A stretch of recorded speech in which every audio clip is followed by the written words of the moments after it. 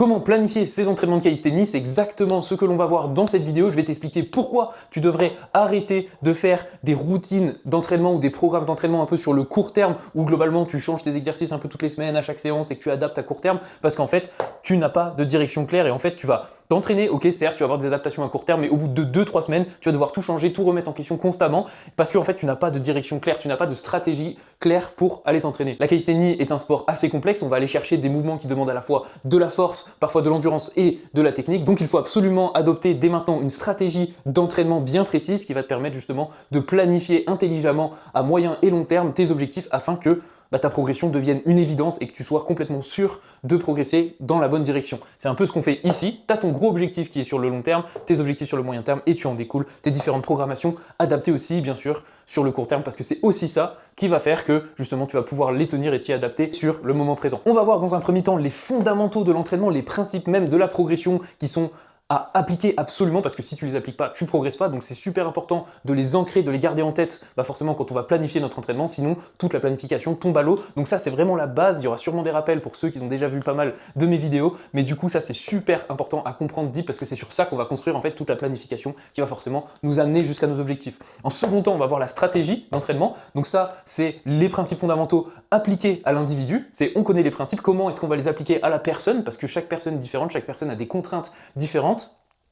Et dans un troisième temps, on va voir comment planifier en fait les entraînements, les différents entraînements dans le temps. Donc c'est l'application de la stratégie dans le temps. Et dans un quatrième temps, on va voir comment adapter en fait cette planification à court terme pour faire en sorte que elle soit toujours viable et que l'on puisse l'utiliser sur le long terme pour avoir les résultats. Parce que avoir quelque chose de trop rigide ou de programmé sur 3 mois, ça ne sert à rien parce que il y a des contraintes qui vont venir et qu'on n'aura pas tout simplement prévu à partir justement des facteurs externes et aussi de comment notre évolution va se passer tout simplement.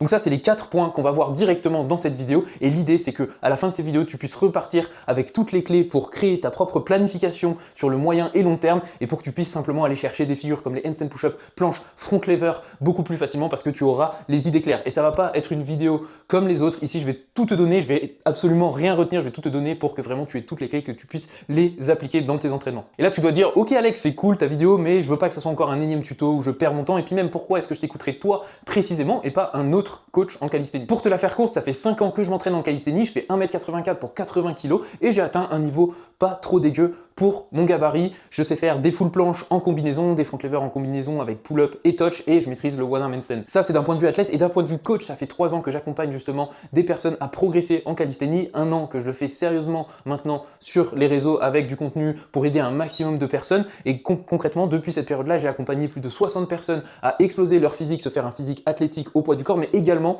à obtenir des performances exceptionnelles au poids du corps, savoir faire des handstand push-up, des front lever, des planches et des muscle-up pour tout simplement maîtriser leur corps dans l'espace. Et concrètement, entre mes 5 ans à tester absolument toutes les méthodes d'entraînement et 3 ans à faire des centaines et des centaines de programmations et d'analyses d'entraînement, je vais pouvoir te donner ici toutes les clés résumées et surtout simplifiées pour que tu puisses tout comprendre et appliquer ça directement dans tes entraînements. Donc on attaque sans plus tarder la vidéo, let's go. On attaque avec les fondamentaux, la base, la loi de stress, récupération et adaptation. L'entraînement, c'est très simple, c'est un stress qui est créé dans ton corps, qui va engendrer de la fatigue, donc on va devoir récupérer de ce stress, de ce stimulus, et ensuite grâce à justement ce stress-là, notre corps va s'adapter pour devenir plus fort, c'est la loi de l'hormèse, tout ce qui ne tue pas rend plus fort en gros, et on va avoir des adaptations bien sûr sur lesquelles on va profiter si on n'a plus de fatigue, d'où la période de récupération.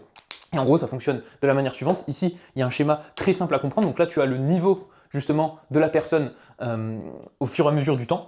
Et là, tu as le temps, forcément, donc le niveau de la personne par rapport au temps. Donc là, tu vas avoir entraînement 1, entraînement 2, entraînement 3 et entraînement 4. Et qu'est-ce qui se passe concrètement?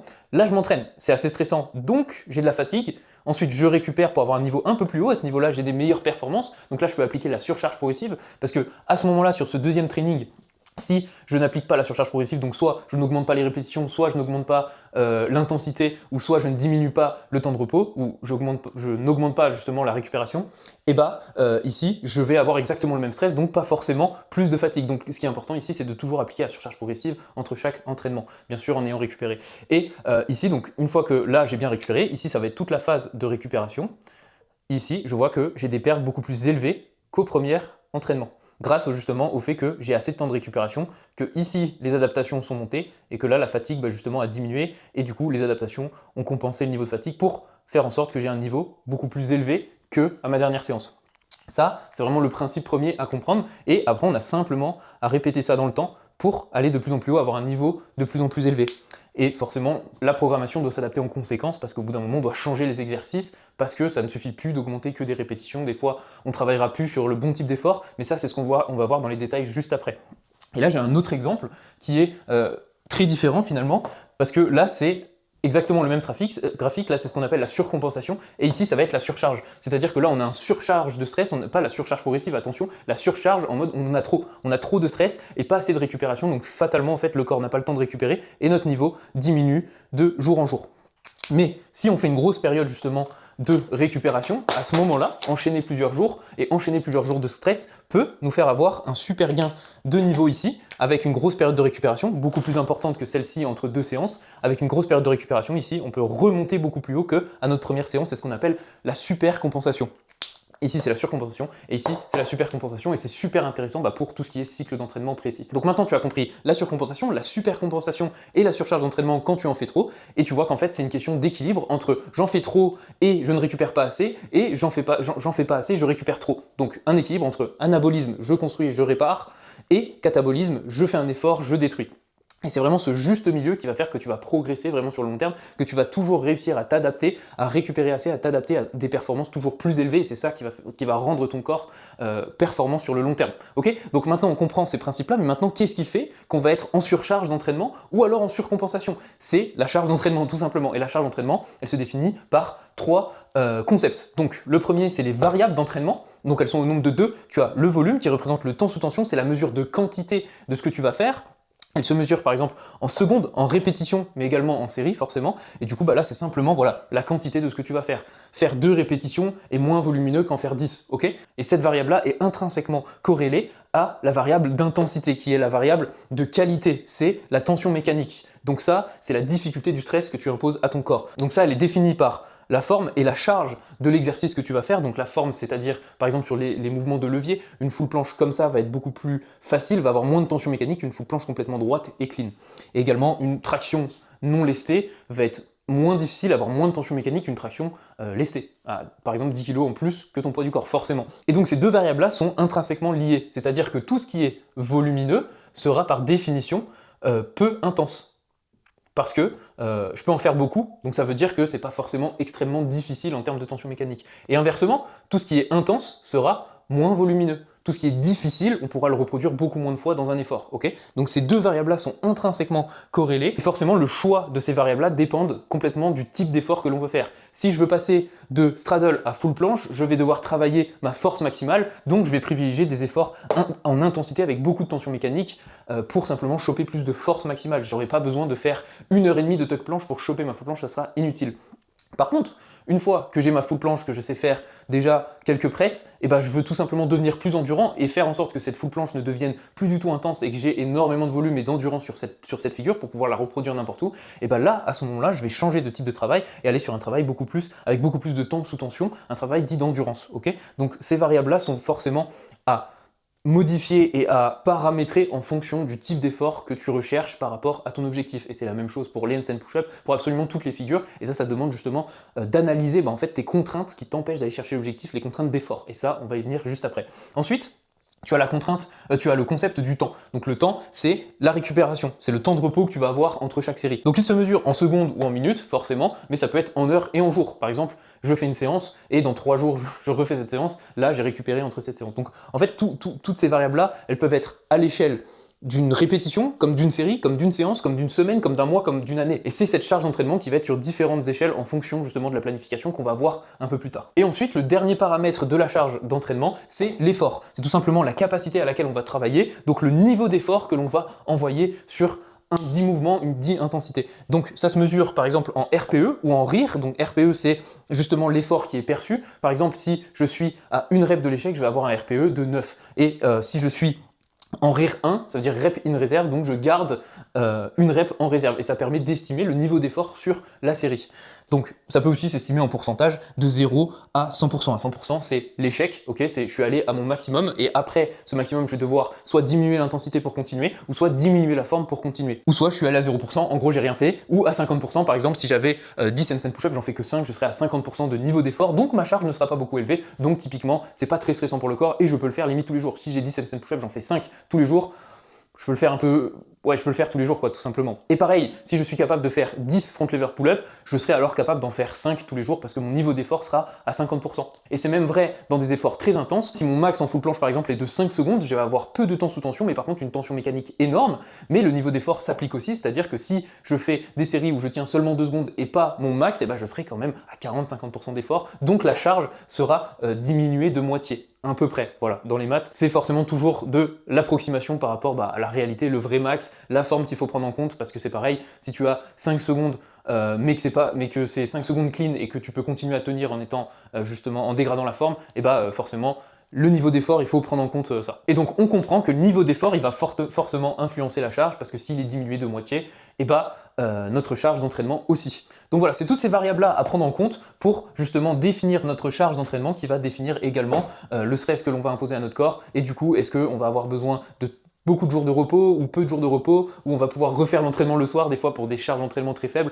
Voilà, ça c'est vraiment la base qui définit justement le stress que tu vas infliger à ton corps et forcément la surcompensation que tu vas avoir derrière. Tu sais tout sur les principes fondamentaux de l'entraînement, comment ça fonctionne, comment les paramétrer, comment les moduler, afin que forcément l'entraînement n'ait plus de secret pour toi. Donc maintenant, si tu t'arrives à l'entraînement et comme par magie c'est un mauvais entraînement, tu te sens que tu es fatigué, en fait tu sauras d'où ça vient en analysant tes derniers trainings, parce que simplement tu auras compris les principes. Et inversement, si tu fais un super training, tu pourras te dire ok, là ça a super bien marché, j'ai fait comme ça, ah, je sais exactement pourquoi ça marchait, j'ai plus qu'à réitérer, tout simplement parce que toutes tes mathématiques, les variables se mesurent, et si tu mesures ça dans tes entraînements, c'est super fort. Ok, donc maintenant, on va attaquer la stratégie, donc littéralement appliquer ces principes-là qu'on vient de voir sur ton individualité, donc ta personne, tes contraintes, tout, et tout simplement, on va en parler. Donc ça, c'est le petit bonhomme qui s'entraîne, et en gros, on va faire un diagnostic contextuel, c'est-à-dire qu'on va prendre tout le contexte autour de la personne, de son individualité, on va faire un diagnostic complet pour que concrètement on sache tout de lui et qu'on puisse tout simplement planifier sa meilleure faire sa meilleure planification possible, quoi, tout simplement. Donc ici, on va avoir les ressources. Donc qu'est-ce que c'est les ressources? Ça va être tout simplement, en fait, son matériel à disposition, ses ressources mentales. Est-ce qu'il est motivé pour son objectif et est-ce qu'il a du temps pour s'entraîner? Donc est-ce qu'il a par exemple 3 heures pour s'entraîner? Est-ce qu'il a 30 minutes pour s'entraîner? Donc tout ça, c'est à prendre en compte. Les ressources qu'il a à disposition pour atteindre son objectif, le matériel qu'il a à disposition, l'environnement, est-ce que c'est mouillé? Est-ce qu'il peut faire, je sais pas moi, s'il fait de la planche, est-ce qu'il peut faire de l'élastique? Est-ce qu'il a une barre de traction? Est-ce qu'il peut faire des muscle-up? Il a une barre de traction chez lui, mais il peut pas passer dessus. Ok, tout ça, c'est des ressources qui sont souvent très logistiques et qui permettent en fait d'identifier qu'est-ce qu'il est pertinent de mettre en place, tout simplement. Ensuite, on va voir les objectifs forcément de la personne, qu'est-ce qu'elle veut atteindre sur les 90 prochains jours ou plus. Donc ici, ça c'est super important et on va y revenir après, mais ça c'est ce qui va donner toute la ligne directrice de sa progression et c'est sur ça qu'on va baser également la planification. Tous ces points-là, c'est nos piliers fondamentaux pour baser justement tous ces entraînements.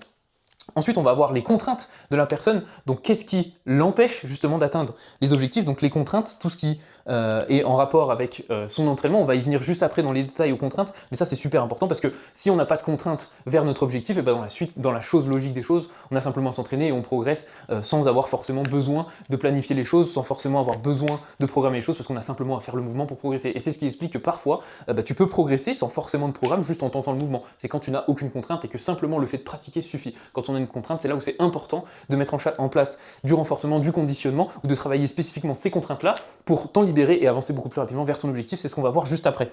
Et également, le quatrième point, c'est assez logique, c'est connaître son niveau de base. Donc si mon Gugus, il veut faire des handstand push-up, je veux savoir son niveau sur les pike push-up, mais aussi sur les handstand, ok, sur les tractions. Donc le niveau, il se mesure en 3 intensités différentes. En général, quand tu veux aller chercher un objectif, c'est cool de le mesurer sur 3 intensités différentes. Tu peux le faire sur 2, mais c'est intéressant parce que du coup, tu vas mesurer l'intensité sur laquelle il peut exercer un effort de force maximum, donc où justement, il peut avoir un effort maximum entre 1 et 4 répétitions. Ensuite, un effort dit d'endurance de force, un effort où il va être entre 4 et par exemple 8 répétitions.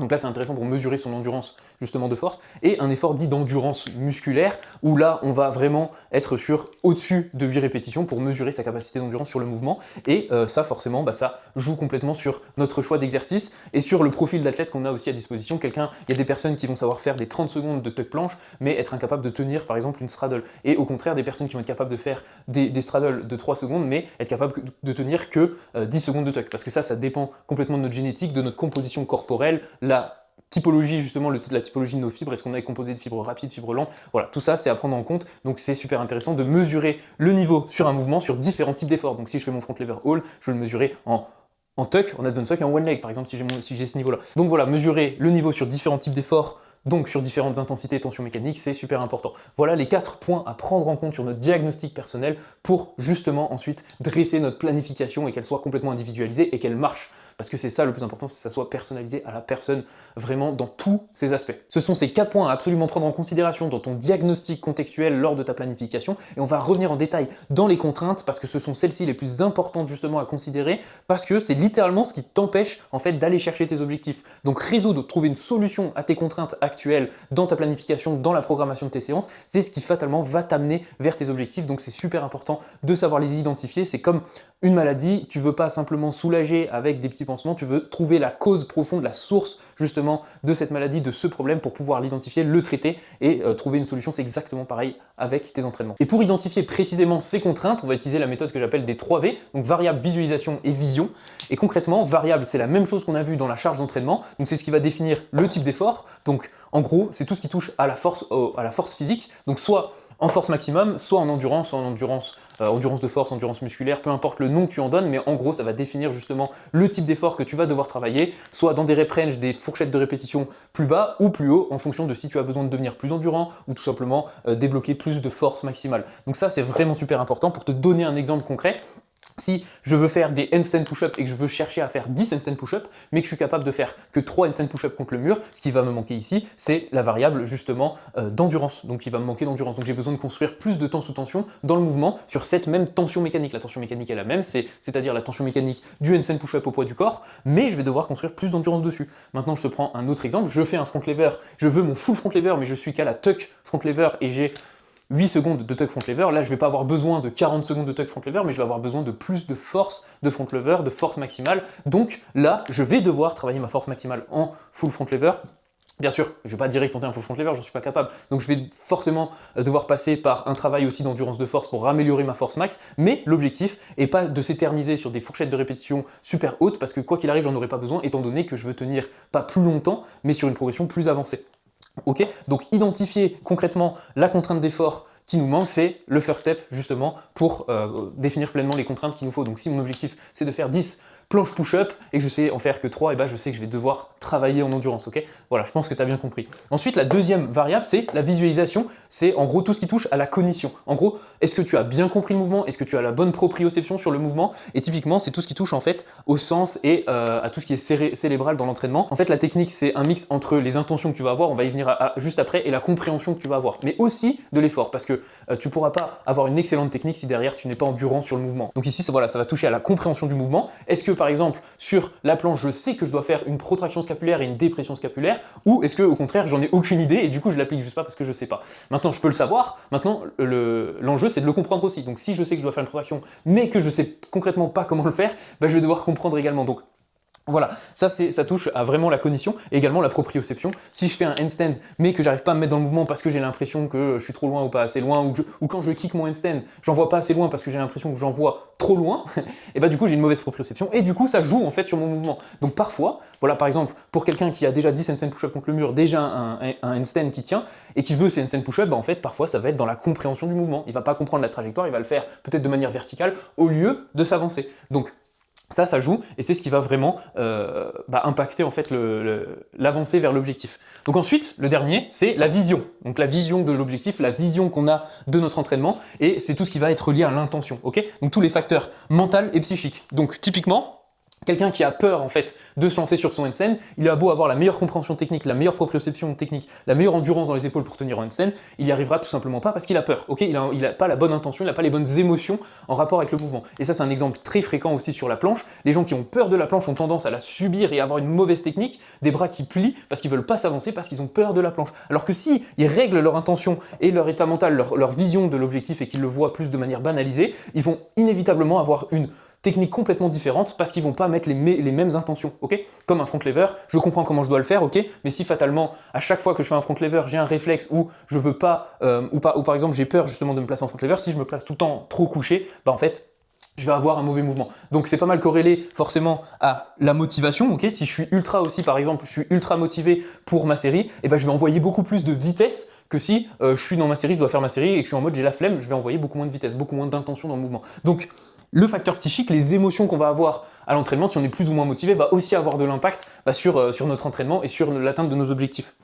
Pareil sur le mental, et donc c'est pour ça que c'est super important de aussi prendre en considération ça. Parce qu'il y a beaucoup de gens qui bloquent, qui se disent « Ok, j'ai la force, je comprends le mouvement, qu'est-ce qui se passe? Pourquoi j'arrive toujours pas à faire une bonne forme de planche par exemple? Parce que tu n'as pas les bonnes intentions. » Donc c'est toujours tout ça à prendre en compte, et si tu te rends compte que tu as la bonne intention, tu as la bonne compréhension et que fatalement tu n'arrives juste pas à faire le mouvement, c'est peut-être qu'il te manque que de la force, mais ça c'est évident. Vraiment c'est celui-ci en fait qui est le plus touchy parce qu'on s'en rend pas forcément compte et c'est pas ce qui nous vient à l'esprit tout de suite. En fait on se dit non c'est bon, j'ai bien compris le mouvement, je suis assez fort, j'ai pas de mauvaises intentions par rapport à celui-là, mais en fait parfois on peut en avoir, d'où l'importance justement d'être accompagné et d'avoir quelqu'un qui peut directement voir si on a la mauvaise intention sur le mouvement, et ça nous permet de gagner des mois littéralement d'entraînement parce que on va pas rester dans des croyances qui pourraient nous bloquer. Donc si c'est ton cas, tu veux complètement progresser en calisthénie beaucoup plus rapidement et tu veux littéralement faire exploser ta progression, on peut totalement discuter de tes objectifs. Dans la description, tu vas retrouver justement un lien pour prendre un appel avec moi, il n'y a pas d'engagement, il y a quoi que ce soit, on va simplement discuter de tes objectifs et voir si concrètement c'est pertinent justement que je t'accompagne pleinement dans tes objectifs. Maintenant on est sur la troisième partie de la vidéo, la planification, et c'est là où les choses deviennent concrètes, donc écoute bien, c'est ici qu'on va concrètement appliquer la stratégie, donc l'individualisation qu'on a vu juste avant sur le temps, avec des objectifs justement concrets, un jalonnement justement des objectifs. Donc t'imagines que ta progression, ici là c'est ton niveau actuel, là c'est ton objectif justement, ton objectif long terme, et en fait concrètement tu vas passer d'objectif court terme en objectif court terme. La construction de tes objectifs à court terme va construire ton objectif à moyen terme, ok? Une fois cet objectif-là, moyen terme, atteint, en fait, tout simplement, tu vas passer sur d'autres objectifs court terme qui vont eux-mêmes construire des objectifs moyen terme, d'autres objectifs moyen terme, et la construction de ces deux objectifs, ou 3 ou 4 ou 5 objectifs moyen terme, vont construire ton objectif sur le long terme. Donc par exemple, ton objectif long terme, il est ici, il est construit par 3 objectifs à moyen terme, c'est-à-dire que dès que tu atteins ces objectifs-là, à la fin, tu seras capable de faire cet objectif à long terme. Et tous tes objectifs à moyen terme, ils sont construits par des objectifs à court terme. Et ça, c'est extrêmement important et super game changer à mettre en place parce que du coup, ça va te permettre de rester motivé tout au long de ton évolution sans avoir un idéal, un objectif inatteignable à aller chercher. Et vraiment en fait savoir que ouais, tu avances sur la bonne direction et que tu vas étape par étape et que à chaque fois, chaque objectif dont tu te rapproches, tu sais que tu te rapproches du gros. C'est le jalonnement et ça c'est super important, c'est ce qui permet d'avoir de la clarté sur sa progression, savoir où est-ce qu'on va, où est-ce qu'on en est et en fait être complètement confiant dans sa progression. C'est ce qui nous empêche littéralement d'arrêter de douter toutes les 3 semaines et changer d'entraînement toutes les 3 semaines. Je sais ce que c'est, donc je sais que c'est ce qui se passe en fait quand on n'a pas de stratégie d'entraînement. C'est vraiment un game changer, ok? Donc si je te donne un exemple concret, imagine que ton objectif long terme ici pour les athlètes avancés, c'est de faire, je sais pas, un 5-5-5 en planche, donc 5 push-up, 5 press et 5 secondes de hold, et bah ici, tu vas avoir justement un objectif moyen terme, peut-être un 10 press, ok, 10 press de full planche, comme ça tu es large. Ici, tu vas avoir 10 push-up to press comme objectif en push-up, et ici 20 secondes to press. Et là, en ayant tous ces objectifs à moyen terme, tu es certain d'atteindre ton objectif à long terme. Là, j'ai pris des gros objectifs moyen terme, il n'y avait pas besoin de prendre aussi gros pour un 5-5-5. Là, on peut même aller chercher un 7-7-7 avec ces perfs-là, mais en gros, c'est ça. Et ces objectifs à moyen terme là, ils sont à l'échelle de à peu près 3 semaines à 1 mois, ok? Et cet objectif à long terme, il est à l'échelle de 90 jours par exemple, ou 6 mois. Et en fait, t'imagines que chaque objectif à moyen terme, c'est 1 mois. Tu vois. Et à chaque fois, tu as des objectifs à court terme. Là, j'en ai mis que 2, c'est pour illustrer, mais tu peux en avoir beaucoup plus. Ton objectif à court terme, c'est un objectif sur plusieurs séances. Tu vas faire plusieurs séances. À chaque séance, tu vas vouloir atteindre cet objectif-là, t'en rapprocher. Dès qu'il est atteint, tu changes d'objectif à court terme, ce qui te permet de travailler différemment, appliquer de la variation justement dans tes entraînements pour ne jamais stagner. Parce que c'est pareil, si tu fais tout le temps la même chose, au bout d'un moment, ton corps, il s'y habitue, il crée de la résistance à l'adaptation. Et à ce moment-là, en fait, c'est difficile de continuer à progresser parce qu'il va en tirer beaucoup moins d'adaptation. Il est complètement habitué, il est accoutumé à l'effort, ok? Donc apporter de la variation, des stimulus différents, ça va relancer ta progression fois 1000 et c'est ce qui va te permettre justement d'aller beaucoup plus vite, de passer d'objectif en objectif et tu vois, faites cette course-là mais en speedrun, tu vois. Donc tous ces objectifs à moyen terme, ils peuvent être sur différents types d'efforts pour construire ton objectif moyen terme et ça c'est génial parce que c'est beaucoup plus ludique, beaucoup plus amusant et ça te permet en fait de ne pas faire tout le temps la même chose et te fatiguer sur un objectif précis parce que tu vas tout le temps le faire et du coup tu vas avoir de l'accoutumance et tu vas progresser de moins en moins vite. Ici, tu vas tout le temps varier dès que tu sens que tu as pris toutes les adaptations possibles sur un objectif donné, tu vas tout le temps varier le type d'effort pour constamment progresser, constamment éviter l'accoutumance, constamment apporter de la variabilité et tirer un maximum d'adaptation. Ça, c'est une périodisation concurrente et c'est exceptionnel parce que ça te permet en fait d'avoir vraiment une approche ludique et où tu ne te fatigues jamais en fait tout simplement et où tu crées de la confiance également. Donc ça, c'est vraiment top. Tu peux après le cycler de différentes manières avec des jours de type endurance sur plusieurs jours d'affilée ou alors un jour d'un type d'effort, un autre jour d'un type d'effort, un repos. En fait, tu peux cycler de différentes manières selon aussi ton niveau. Quelqu'un qui va être beaucoup plus avancé sur un mouvement, il a plutôt intérêt de faire plusieurs entraînements consécutifs alors que quelqu'un qui justement n'est pas à un niveau avancé encore, n'aura pas besoin de se complexifier la vie et avoir 2 entraînements de 2 types d'efforts différents sera amplement suffisant.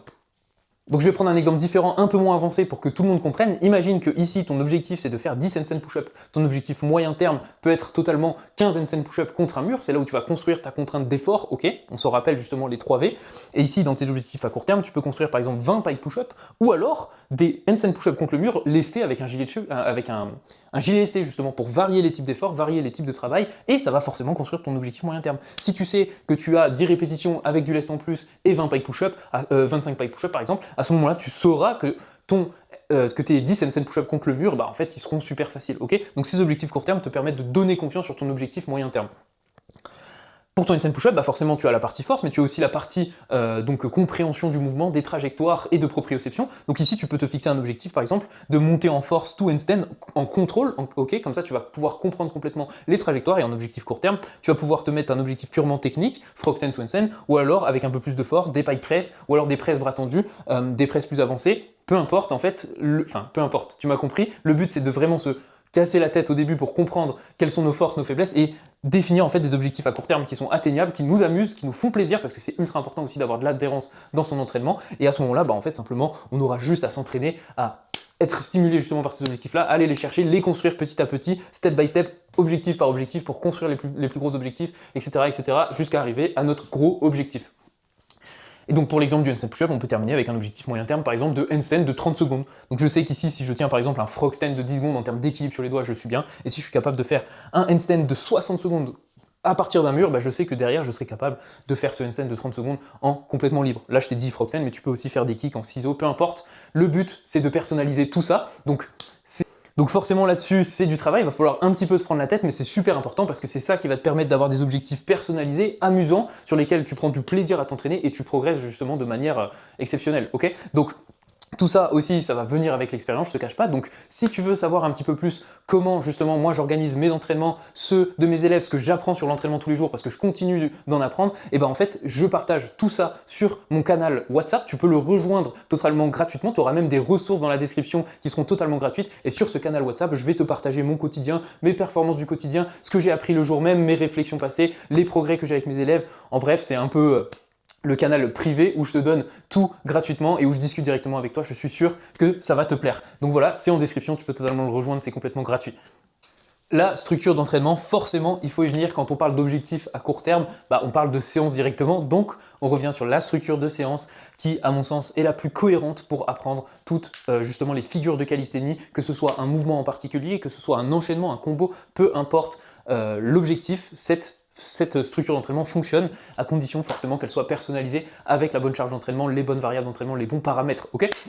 Donc très simple, 4 parties d'entraînement. Donc la première partie, c'est l'échauffement. Bon, pour ceux qui ont déjà vu la vidéo sur la structure, c'est très similaire, forcément. Donc la première partie, c'est l'échauffement. Ici, on va prioriser un niveau d'effort inférieur à 70%. Le but, simplement, c'est de se mettre en confiance, de réveiller nos ressources et de simplement de préparer la performance, se mettre en condition. Ça, c'est pas obligatoire. Si tu arrives à l'entraînement, que tu es déjà chaud, tu es déjà bouillant, tu as direct envie d'envoyer, tu peux en vrai skipper l'échauffement. Forcément à maîtriser, c'est pas un truc que je conseille absolument. Il faut avoir quand même un certain conditionnement, savoir ce qu'on fait, et voilà, faites attention, vous blessez pas à cause de moi. Mais du coup, 70% de niveau d'effort max sur l'échauffement, forcément on veut pas se fatiguer, ok? Donc let's go. Ensuite, on va direct attaquer sur les tentatives. Et oui, parce que les tentatives, c'est littéralement faire notre objectif à moyen terme, notre objectif de performance, ok? Et c'est celui-là qu'on a envie d'atteindre parce que c'est l'objectif moyen terme, rappelez-vous sur la carte, qui va nous envoyer, qui va nous emmener directement sur l'objectif long terme. Donc ici, on taffe l'objectif moyen terme. Donc si mon objectif moyen terme est de faire une handstand push-up, ici je vais directement tenter ma handstand push-up. Et on peut aussi tenter les objectifs long terme ici, hein. Il n'y a aucune limite à se mettre. Si par exemple je cible un handstand push-up et que en vrai j'ai déjà pas mal d'objectifs, je m'en sens capable, je peux totalement la tenter ici, ok?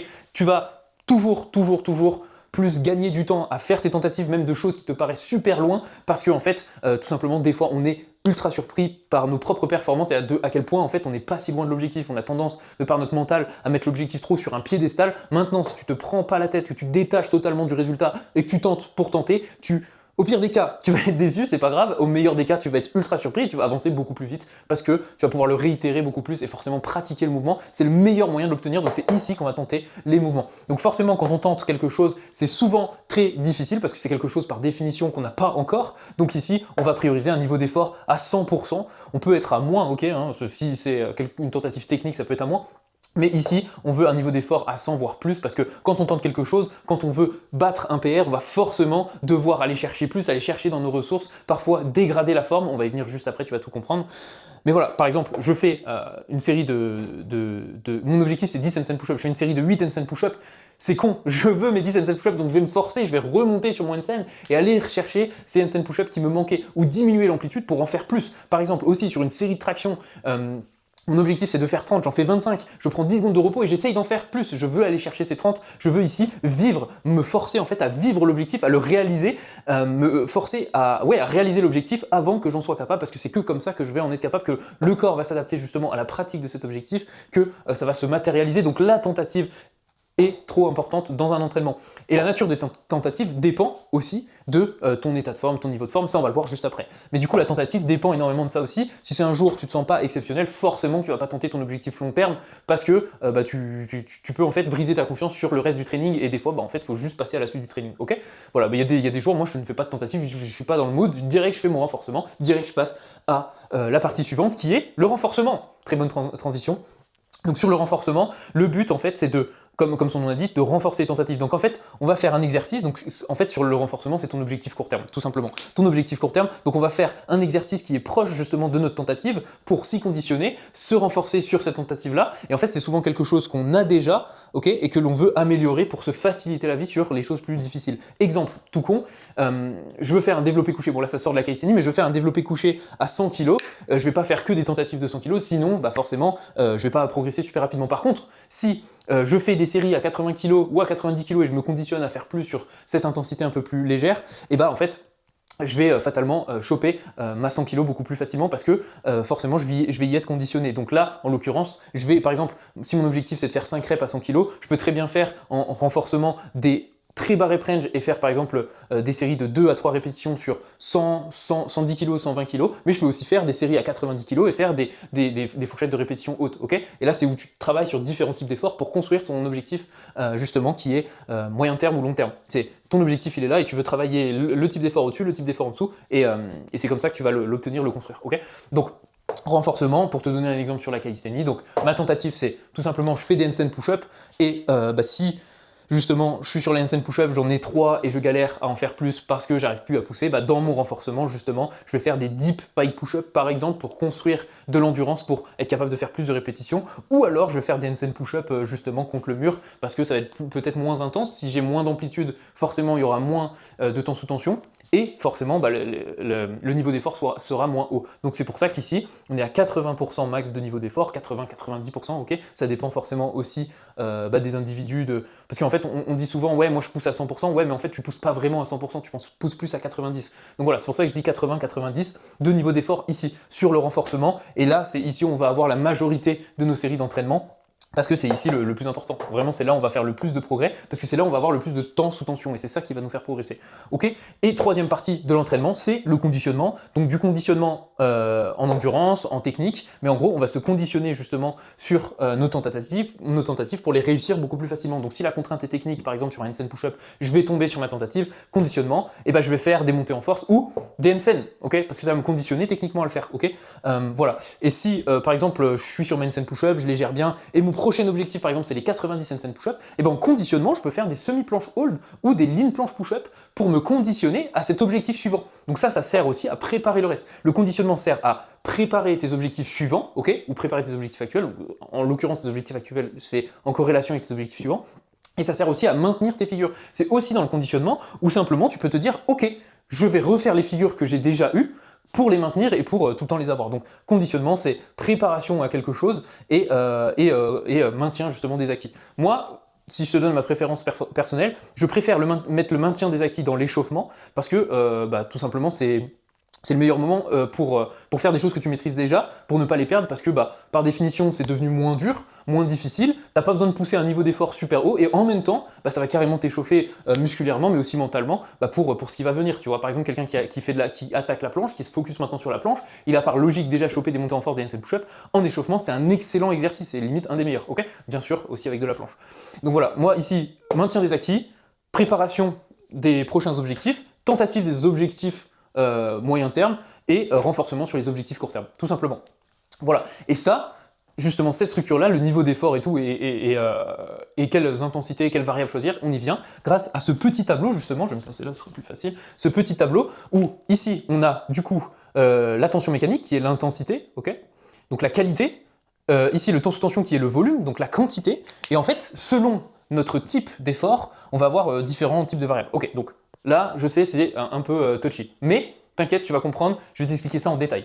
Ici, en échauffement, on a 70% de niveau d'effort. Ça veut dire quoi? Ça veut dire que par définition, on n'est pas à notre max, ok? Donc si on n'est pas à notre max, par définition ici, on va être à peu près ici, mais on va pas être avec force et endurance. Parce que ici, sur la force et l'endurance, on va maximiser du coup l'intensité de l'exercice et maximiser le volume. Ça veut dire quoi? Ça veut dire que c'est une série dégressive, par exemple, on va faire notre max de handstand push-up avec amplitude complète et au fur et à mesure de l'effort, on va diminuer l'amplitude, voire même passer sur des pike push-up. Parce qu'on va maximiser la tension mécanique, donc l'intensité du mouvement, on va faire le truc le plus difficile, et après on va maximiser le volume. Et comme on maximise le volume, si on est déjà sur une tension mécanique qui est énorme, et ben on fait du dégressif, ou alors on met des pauses dans notre mouvement. Et ça, donc travailler sur de la force et de l'endurance, forcément, on va sûrement dégrader la technique, parce que si tu cherches à faire plus de quelque chose qui est déjà difficile, tu vas devoir dégrader la technique quelque part, dégrader ta forme, donc là, tu vas travailler moins techniquement, ok? Forcément. Plus tu travailles ta force, ta vitesse, plus justement, tu vas avoir moins de contrôle dans ce que tu fais, donc forcément moins de gains techniques. Et du coup, ça, c'est plus un type de travail que tu vas faire dans les tentatives. Donc ça, c'est un type de travail de max absolu, ok? Donc, je suis capable de faire 5 planches presse et j'en veux 8, et ben je vais faire mes 5 planches presse et à la fin je vais diminuer l'amplitude ou alors partir en straddle ou alors continuer l'effort et du coup là je vais aller à un niveau d'effort plus élevé que 100% comme ici et c'est ça à quoi ça sert les tentatives et tu peux pas le faire toute la séance parce que forcément c'est extrêmement intense pour le corps, tu vas chercher plus loin que tes limites, un niveau d'effort plus haut, donc si tu fais 15 séries de ça, t'es cramé pour 2 jours, ok? Donc ça, c'est super important à comprendre. Maintenant, les deux autres types de travail, c'est ce qu'on va retrouver dans le renforcement. Donc ici, en fait, on est clairement sur du max, ok? C'est quand même des séries, on va pousser un bon niveau d'effort, ok? Mais un max clean, c'est-à-dire qu'en gros, dès que notre forme commence à diminuer, on s'arrête, ok? Et on peut le faire de deux manières, soit par l'intensité, donc par la tension mécanique et peu de volume, ou soit par le volume et peu de temps sous tension, peu de volume. D'intensité, pardon. Du coup, exemple, je bosse ma planche. Je veux donc 5 planches presse, mais je veux améliorer ma technique en planche et ma forme, parce que ma forme est moche, et je sais que quand j'essaye d'être plus droit, plus clean, c'est beaucoup plus difficile. Admettons que j'ai 3 planches presse. Et ici, je vais faire une série de 1 planche presse. Ça va être très court, il y aura peu de volume, mais par contre, ça sera très intense, parce que ma planche presse sera droite, perfect forme. Donc la tension mécanique sera plus élevée. Mais, vu que je suis plus propre, inévitablement, je vais travailler plus la technique. Donc je vais travailler la force max et la technique, ici, ok? Maintenant, j'ai toujours mes 3 planches presse, et là, je veux travailler justement mon endurance, ok? Je sais que je suis capable de faire une planche presse qui est très clean, très propre. Maintenant, je veux travailler mon endurance pour en avoir plus. Donc, qu'est-ce que je peux faire fatalement pour garder une bonne technique? C'est diminuer la tension mécanique et faire plus de volume. Donc là, je vais mettre mon ego de côté et je vais faire de la straddle planche, donc de la planche jambe écartée, et je vais aller chercher des 6 reps, des 7 reps, des 8 reps, plus de répétitions. Et là, vu que c'est une intensité qui est plus basse que la full planche, si je suis capable de faire une full planche moche, je suis capable de faire une straddle belle, une bonne forme, ok? Et bah du coup, ici, je vais pouvoir faire plus de quantité tout en gardant une bonne technique. Et c'est pour ça qu'ici, on va faire notre max clean, soit dans une intensité plus basse, ou soit dans la même intensité, mais avec moins de quantité, ok?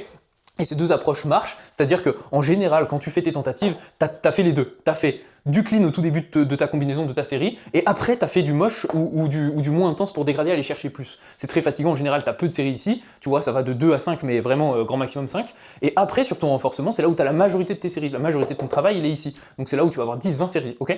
Et forcément, bah au début, en fait, ton niveau d'effort, enfin comment dire, ton niveau d'énergie, il va décroître sur ta séance. Donc ici, tu pourras mettre énormément de tension mécanique, mais à la fin, tu pourras pas faire des trucs durs parce que bah forcément, le système nerveux est bien esquinté. Donc, bah, l'intérêt, c'est de faire les choses dans cet ordre-là. Je commence avec mes tentatives, je pousse la tension mécanique, je pousse la forme le plus loin possible, mais également, derrière, je pousse l'endurance le plus loin possible pour avoir les gains des deux, donc force plus endurance. Et ensuite, j'ai encore de la force, mais j'ai un peu moins de nerveux, je peux pousser beaucoup moins loin mes séries, mais par contre, j'ai encore du jus, je peux envoyer du clean. Et c'est là où je vais travailler techniquement, corriger un peu ce que j'ai fait. Donc là, je vais mettre moins de volume. Donc au lieu de faire un drop set, je vais prendre une partie du drop set, je vais faire un combo court, par exemple. Et c'est là où, justement, je vais pouvoir travailler un peu plus techniquement.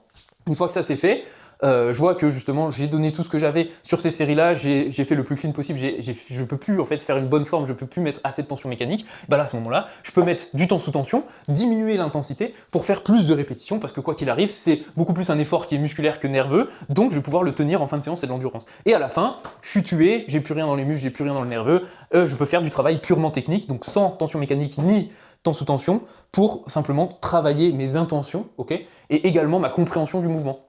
Et ça peut être par exemple, donc si je reprends l'exemple de G3 full planche presse, bah ici ça peut être une seule full planche presse à l'élastique. Il n'y a pas de tension mécanique ni de temps sous tension. Donc je la travaille, mais vraiment de manière très très peu intense. D'où le niveau d'effort inférieur à 70%. Et là, il y a tout qui se connecte normalement dans ta tête.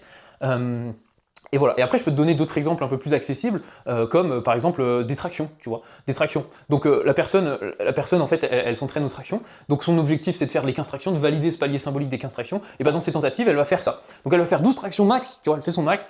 Elle voit qu'elle en peut plus, elle prend 10 secondes, elle continue, ok? Même si la forme elle est moche, elle continue, elle va chercher ses 15 tractions max, même si c'est pas la meilleure forme. Donc là, elle va travailler avec sa meilleure forme, mais aussi en endurance. Donc tension mécanique au max et temps sous tension au max. Magnifique. Ensuite, elle a fait ces quelques séries. Forcément, c'est ultra taxant vu qu'on va chercher plus que 100%. Ici, dans notre renforcement, et bah forcément, ce qu'on peut faire, et bah c'est prendre, on va dire, la moitié de ces tractions, ou peut-être le chiffre qu'on s'était arrêté, donc 12, et on va prendre, je sais pas, une série de 10 tractions, et on va faire plein de séries de 10 tractions pour faire juste de la quantité, faire du volume justement sur cette fourchette de répétition-là. Et du coup aller chercher justement plus de tension mécanique, donc une meilleure forme en fait. Forcément, plus tu vas dans de l'endurance, plus c'est difficile de voir la subtilité. Voilà. Et après, en renforcement, à ce moment-là, une fois qu'on a fait ça, donc on a pris notre effort de tension mécanique max, on l'a un peu divisé pour travailler clean, faire notre max clean. Et ben on peut faire notre max clean aussi en super endurance si on veut. On peut aller chercher des tractions supination et faire des max à 20 par exemple, ou alors des tractions à l'élastique, aller chercher encore plus de répétitions. Mais en vrai, quand ta tentative, elle commence à être vraiment dans l'endurance de force, t'as plus trop besoin de travailler ici, t'as plus besoin de travailler ici en max clean. C'est ici que tu vas tout donner surtout, ok? Voilà. Voilà, et puis bah à la fin, en fait, la technique, bah le mec il fait juste une traction la plus clean possible pour comprendre bien la technique bien ancrée. Je sais pas s'il a une scapula qui se barre, et bah il va essayer de le corriger à ce moment-là, travail technique pur et dur. Ok, donc let's go. Ça c'est vraiment un gros morceau de l'entraînement. J'espère que tu m'as suivi. La vidéo, ça fait je sais pas combien de rush que je fais, à chaque fois je vois 20 minutes, la vidéo elle va durer je sais pas combien de temps. Mais au moins, je te donne tout, et tu vas pouvoir appliquer ça dans tes entraînements. Donc bref, là t'as tout, je te donne tout. T'as tout pour t'entraîner, et si littéralement t'as la flemme de te prendre la tête à tout mettre en place, juste soit tu m'envoies un message, soit tu réserves un appel dans la description, on voit ensemble comment on peut exploser tes progrès en calisthénie, exploser ta progression, et puis let's go. En tout cas, si t'es chaud, moi j'ai hâte de discuter avec toi justement sur tes objectifs, et voir si concrètement on peut faire ça ensemble, et voilà, ok, let's go, point suivant. Donc pour que tu puisses y voir un petit peu plus clair, je t'ai donné un autre exemple, juste ici, qui résume la ligne d'objectif, objectif long terme, moyen terme, court terme, et également la structure d'entraînement. Donc en fait, c'est de la périodisation bête et méchante. T'as ton mésocycle, c'est ton objectif long terme, c'est ce sur quoi tu travailles, tu vois, là on peut prendre 90 jours, tu vois, le bloc c'est 90 jours. Ton macrocycle au mois, qui est ton objectif moyen terme, que tu vas aller chercher dans le mois, ok. T'en as 3, qui construisent ton objectif long terme, sur différents types d'efforts par exemple. mais ça peut aussi être sur le court terme, les différents types d'efforts. Et après, tu as tes microcycles qui peuvent être par exemple des semaines, qui sont des cycles, par exemple, ça peut être 3 semaines, ça peut être 3 jours, pardon, 7 jours, bref. Tes microcycles, ici c'est imagé à la semaine, ok, pour que ce soit plus facile. Donc 3 mois, 1 mois, 1 mois, 1 mois, 4 semaines, 1, 2, 3, 4 sur ton macrocycle. Ton deuxième macrocycle 4 semaines, 4 semaines, 4 semaines. Et là, tu as les traits, ce sont juste les entraînements. Donc si tu as 3 entraînements par semaine, 3 entraînements par semaine, et tu peux le visualiser comme ça. Du coup, ce que je t'invite à faire, c'est faire le même dessin. Tu visualises ton objectif long terme, les différents objectifs moyen terme pour y parvenir sur différents types d'efforts, ok, et tes objectifs à court terme, donc microcycle, donc tes objectifs à la semaine, ok, que tu veux te rapprocher sur chaque séance. Parce que ton objectif à court terme, c'est l'objectif que tu as pour la séance, ok. Donc voilà.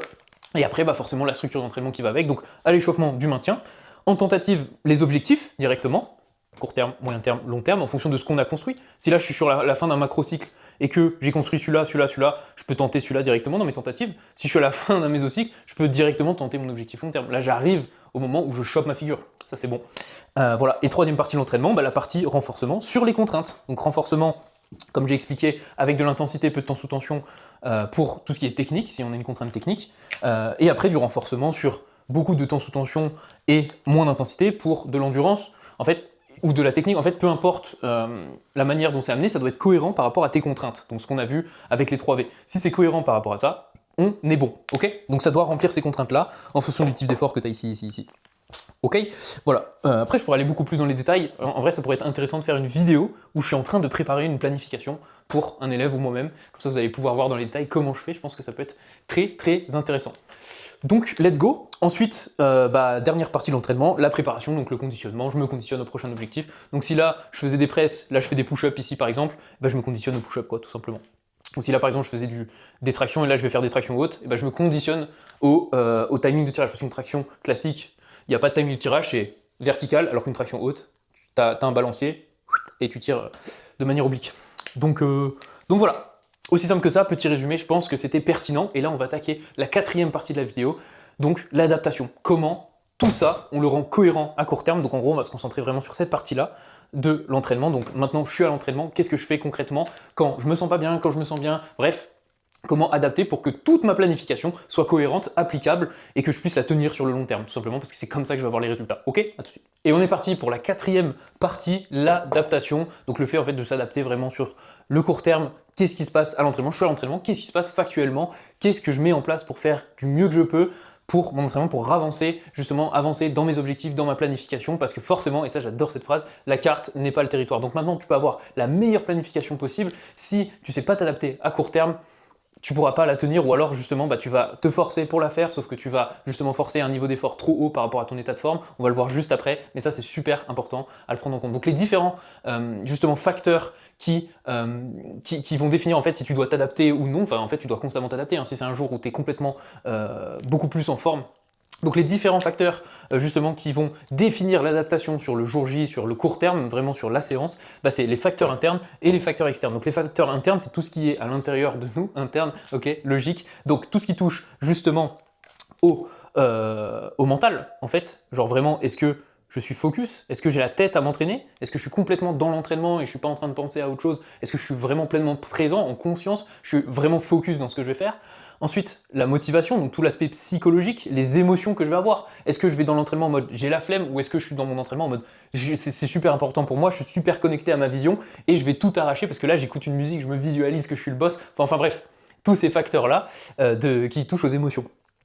Et aussi les facteurs cognitifs, tu vois. Donc en fait, le fait d'être complètement, d'avoir compris en fait sur l'instant T, parce qu'en fait, d'une séance à l'autre, on peut avoir compris une information ou avoir l'information dans justement notre mémoire vive, mais à une séance prochaine, on peut l'avoir oublié. Comme par exemple, si je fais mon handstand, je pense que ça nous est tous déjà arrivé. Il y a une séance, on va se sentir super bien sur notre handstand, ils vont tous passer, on va se grandir, on va avoir de superbes pointes de pied, on va avoir une superbe extension, super bien tenir notre handstand.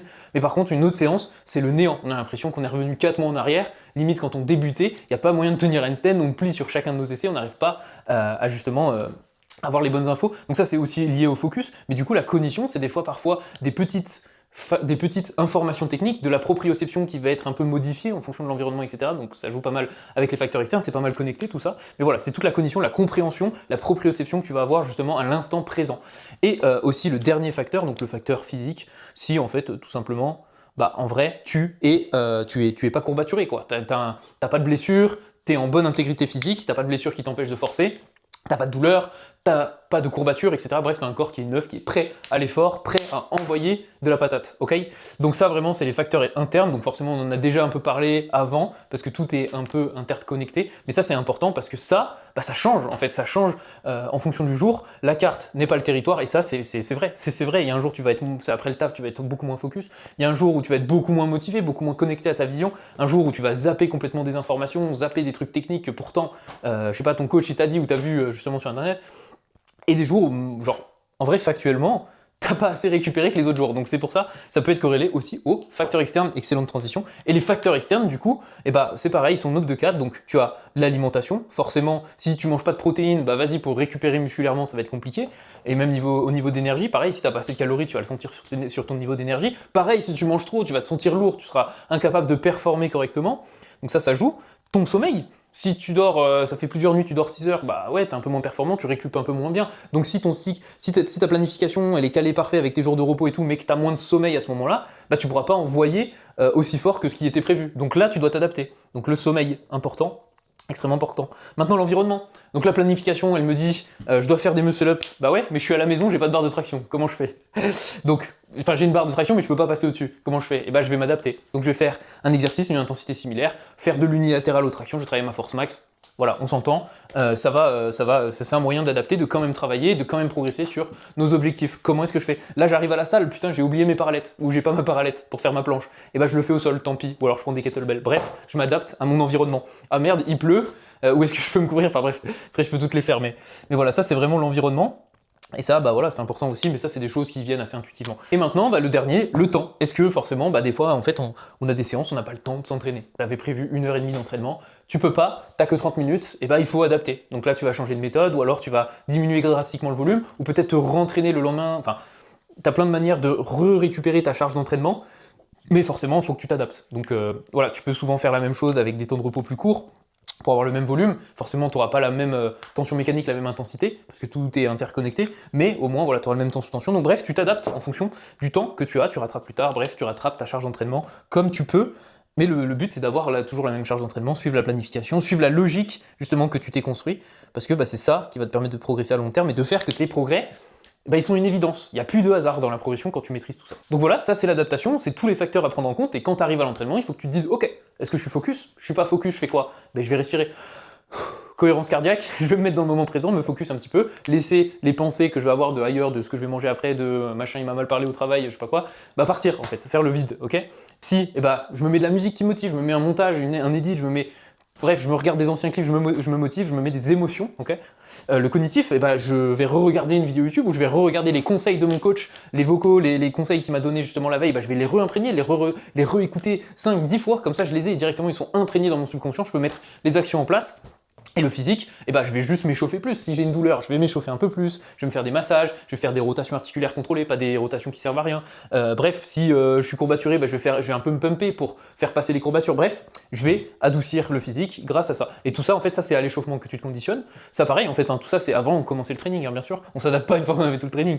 Voilà, et puis bah, l'alimentation, ça c'est un peu extérieur. Donc forcément, bah, je fais gaffe à mes macros, je traque si jamais je suis pas discipliné, que j'ai des gros objectifs, bah, au bout d'un moment, faut faire le taf, faut y aller. Bah, le sommeil, je fais des efforts, je coupe le téléphone un peu plus tôt, etc. L'environnement, eh bah, je sais qu'à ce moment-là, j'aurais dû pas oublier mes barres ou peut-être m'entraîner ailleurs parce que finalement c'est pas outil. Hein, représente Basic Fit quand t'arrives en salle avec ton matos et qui te dit en fait non c'est mort, t'as pas le droit de te mettre pieds nus et en fait juste tu pars de la salle. Bon bref, peut-être c'est arrivé que à moi mais bon, je suis traumatisé. Et t'as pas de temps, bah là tu t'adaptes en fait, tu fais le mieux que tu peux.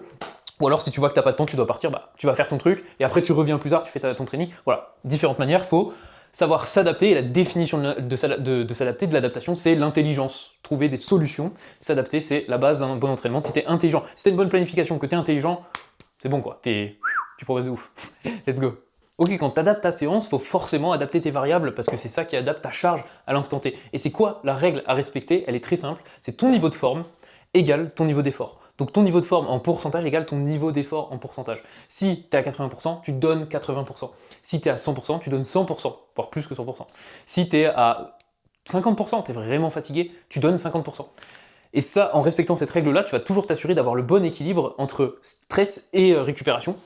Et du coup, c'est comme ça que tu vas pouvoir facilement tenir ta planification. Parce que si tu fais l'inverse et au contraire, tu donnes 100% alors que tu es à 70%, en fait, tu vas créer plus de fatigue et de la fatigue en trop. Et du coup, c'est ce qui va t'empêcher en fait de maintenir une bonne fréquence d'entraînement parce que forcément, tu auras donné trop par rapport à ce que tu peux encaisser. Donc forcément, tu auras besoin de plus de récupération et qui dit plus de récupération dit tu retardes justement ton prochain training ou si tu gardes exactement ton même calendrier d'entraînement, ton même planning d'entraînement, tu vas faire ton prochain training avec encore moins de ressources ou pas des ressources au maximum. Du coup, il faudra réadapter. Mais si tu fais la même chose et que tu donnes trop par rapport à ce que tu as, tu vas faire entraînement en niveau de forme trop bas et niveau d'effort trop haut.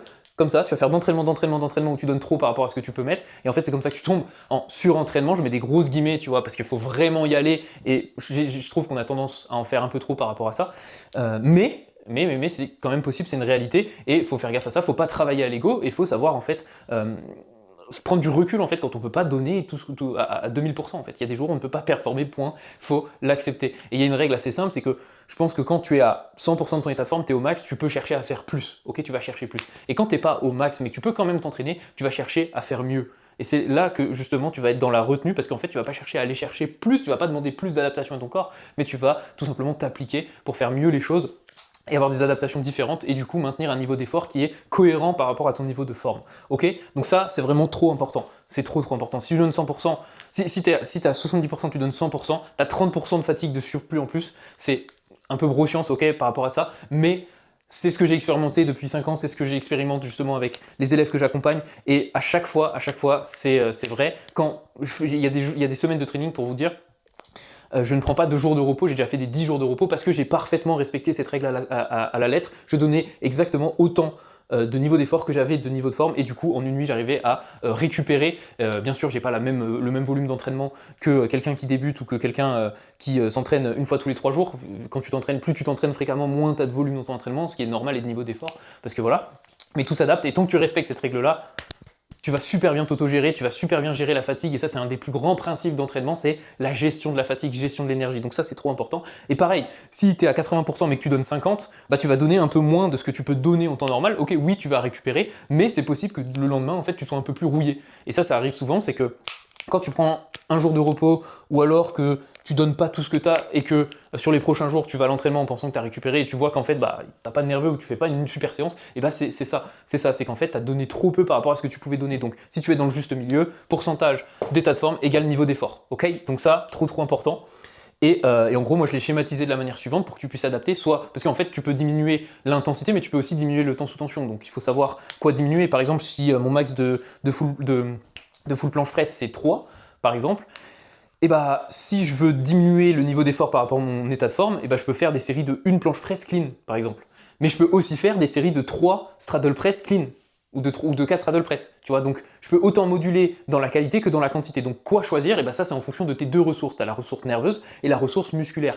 Donc la ressource nerveuse, elle régit la tension mécanique. Plus tu as de ressources nerveuses, plus tu as de confiance, plus tu peux envoyer de la tension mécanique des formes avancées et des mouvements très difficiles. Et plus tu as de la ressource musculaire, plus tu peux envoyer de la quantité. Et en général, quand tu n'as pas de nerveux mais beaucoup de musculaire, ce qui fait revenir le nerveux, c'est de faire de la quantité ici. Et en général, donc là on pourrait schématiser ici, là le nombre de reps, tac, donc le volume. Donc là c'est l'échelle du volume. Et là ça pourrait être l'échelle de difficulté. Donc je sais pas moi, max intensité quoi, ou volume. Mais en gros ici, là ça va être l'intensité max que je peux faire, et là ça va être la quantité max que je peux faire. Et du coup plus j'ai de tension mécanique, plus l'intensité haute, c'est vraiment ça. Donc temps sous tension, en fait je l'avais déjà écrit quoi. Donc voilà. Et du coup forcément si c'est un training, j'ai pas de nerveux, j'ai aucune ressource nerveuse, j'ai pas de confiance en moi, je suis tout mou, je suis du tout nul, mais par contre mes muscles ils sont reposés, je sens que vraiment je suis reposé, ça arrive typiquement après un jour de repos, parce que quoi, dans le jour de repos tu fais quoi? Tu donnes 0% alors que tu aurais pu donner 50. Et du coup, t'es un peu rusty, niveau nerveux, et du coup, ici, t'as pas de nerveux, donc tu fais beaucoup de temps sous tension, tu fais beaucoup de reps, etc. pour faire remonter, redonner du temps sous tension au corps, faire remonter le nerveux, parce que le nerveux monte grâce à la quantité, ok? Et le musculaire descend à cause d'un niveau d'effort trop élevé. Plus tu es proche de l'échec, plus le musculaire il descend. C'est pour ça que les athlètes professionnels s'entraînent toujours tous les jours à 60-70% du max, et ils font un max de jours consécutifs et ils poussent vraiment une fois toutes les semaines, voire moins, tu vois. Donc ça c'est vraiment ce principe-là de gestion d'effort qui est ultra important. Quand tu as ta planification que sur le court terme, tu sais exactement quoi faire et que tu sais l'adapter à ton niveau de forme, ton niveau d'effort, tu as tout compris à l'entraînement, vraiment, vraiment. Donc là, je te donne les grands principes, forcément, c'est un gros morceau à manger et à comprendre, mais c'est vraiment toutes les clés et un peu le fruit de toutes mes années d'expérience justement en calisthénie. Donc mets vraiment de la valeur sur ça. Et si tu as la moindre question, si tu veux discuter justement de ta progression avec moi, si tu veux approfondir le sujet ou que je le fasse à ta place, et bah, tu réserves un appel dans la description, ce sera un plaisir de discuter de tout ça avec toi et on pourra voir ensemble aussi si clairement c'est pertinent que je t'accompagne là-dedans, donc let's go. Et voilà, deuxième exemple, donc là j'ai énormément de nerveux, mais par contre j'ai beaucoup de courbatures, je me sens pas d'envoyer des séries super longues, j'ai beaucoup de courbatures, mais par contre je me suis super bien entraîné ces derniers jours, je suis super confiant, je me sens fort, juste physiquement je suis arraché. Et bah là, je peux envoyer de la tension mécanique, donc je peux envoyer quelque chose de difficile, mais pas beaucoup de quantité. Donc si je prends mon exemple, par exemple, des front lever pull-up, on va dire que mon max c'est 5, et bah ici, si j'ai beaucoup de nerveux mais pas de physique, je vais galérer à faire mes 5 avec les courbatures, ça va être dur. Mais par contre, je peux faire une pull-up ou 2 pull-up, mais de les faire de manière super clean, super propre, pour travailler ma technique. Et au contraire, si justement je suis défoncé, je suis tout mou, j'ai plus d'énergie, j'ai plus de nerveux, mais par contre, je me suis bien reposé et je sens que musculairement je peux envoyer de la répétition, et bah ici, je peux faire par exemple des one leg pull-up ou des advanced pull-up et faire plein de répétitions pour faire monter justement le nerveux. Et bien sûr, tout ça à un niveau d'effort qui correspond à ton niveau de forme, parce que ça sert à rien d'aller à l'échec sur des 20 reps. Le but, quand tu fais ce genre d'entraînement où tu t'adaptes, c'est forcément de donner ce que tu as, quoi. Toujours niveau de forme égale niveau d'effort, comme ça, tu es opérationnel et tu es sûr que tu progresses à la vitesse la plus maximale possible. Et ça, honnêtement, c'est le plus dur à faire dans l'entraînement. Genre vraiment, ça m'a pris des années, c'est le plus dur à faire, mais dès que tu fais ça, t'es trop fort, quoi. T'es trop fort. Donc voilà pour cette partie-là sur les variables à moduler. Si tu as des questions, n'hésite pas. Tu as accès aussi au canal WhatsApp justement dans la description où je te donne énormément de valeur sur l'entraînement, je te parle de tout. Tu peux m'envoyer directement un message en fait sur WhatsApp. Il n'y a pas de souci, je réponds à tout le monde. Donc let's go, tu appliques ça et tu auras des méga résultats. Let's go. Donc comment planifier ces entraînements en calisthénie en 4 grands points. On a vu le premier point qui sont les principes fondamentaux, vraiment les lois fondamentales qui ne changent jamais et qui régissent tout l'entraînement, qui sont essentiels à appliquer, sinon on ne progresse juste pas. Donc le SRA, donc stress, récupération, adaptation, le fait d'avoir assez de stress, assez de récupération pour assez s'adapter et pouvoir toujours appliquer une surcharge progressive, avoir toujours plus de stress à donner au corps pour pouvoir performer de plus en plus loin à chaque entraînement au fur et à mesure du temps. La charge d'entraînement, donc qu'est-ce qui concrètement fait que tu t'es pas assez donné, ou tu t'es trop donné justement. Donc qu'est-ce qui fait concrètement le stress de l'entraînement avec les variables justement, le temps et le niveau d'effort dans les détails. Et ensuite, en deuxième gros point, c'est tout ce qui touche à la stratégie d'entraînement. Là, on va individualiser vraiment tout ce qui touche à l'entraînement pour l'individu. Donc par une phase de diagnostic contextuel, on va voir ses ressources, ses contraintes, son niveau, ses objectifs dans le détail. Et forcément, la plus grosse partie du travail, elle est dans les contraintes parce que c'est là où si on les a bien identifiés, on va faire une bonne planification sur les bons exercices qui nous empêchent d'aller atteindre les objectifs et du coup, on va progresser vers ces objectifs-là beaucoup plus facilement. Et deuxième point, sur la stratégie, donc comment individualiser justement l'entraînement par tout simplement un diagnostic contextuel sur le niveau, les objectifs, les ressources et les contraintes de la personne. Et on a vu vraiment les contraintes, c'est le plus important à identifier parce que c'est ce qui derrière va définir toute la planification et toute la cohérence justement de ce sur quoi on travaille parce que c'est en réglant, en solutionnant nos contraintes que justement on va avancer sur nos objectifs. Donc plus le diagnostic est bon, plus la planification va l'être et la progression également. Et ensuite, troisième point, la planification. Donc c'est là où on met la stratégie sur le temps, on planifie directement dans le temps l'atteinte de nos objectifs par la périodisation justement en différents cycles et aussi la programmation directement avec une bonne structure qui respecte totalement les principes d'entraînement dans les détails. Et ensuite, le dernier point super important et qui fait que tout le reste va totalement être appliqué, être cohérent et t'apporter les résultats, c'est l'adaptation, c'est mettre les actions adaptées au bon moment précis pour progresser de par les facteurs internes et externes et aussi le niveau d'effort que tu vas moduler en fonction de ton niveau de forme sur le jour J. Voilà, avec tout ça, maintenant tu sais comment planifier tes entraînements en calisthénie. Je suis super content de te voir jusqu'ici parce que c'est un gros morceau, faut y aller, faut se la bouffer la vidéo. Mais honnêtement, voilà, j'ai tout mis dedans et j'espère vraiment que ça va énormément t'aider dans tes entraînements, que tu vas pouvoir en tirer un maximum de valeur, que j'ai été assez explicite sur tous les points précis de l'entraînement. Ici, tu as vraiment toutes les clés de l'entraînement. C'est vraiment le 20-80 à savoir. Et si tu as des questions questions ou que tu as envie que je l'applique pour toi, tu peux directement réserver un appel dans la description. On va discuter de tes objectifs, voir concrètement quelles sont tes problématiques, quoi mettre en place et voir si c'est pertinent justement que je t'accompagne pour exploser ta progression. Donc let's go, applique tout ça dans tes entraînements. C'était un plaisir de t'avoir aussi. On est fort et je veux voir un maximum de progrès, je veux voir un maximum aussi de retour. Si vraiment ça t'a aidé, ça m'aiderait vraiment à améliorer complètement mon contenu et forcément tout le monde en est gagnant. Donc let's go mec, entraîne-toi bien, défonce tout, à plus.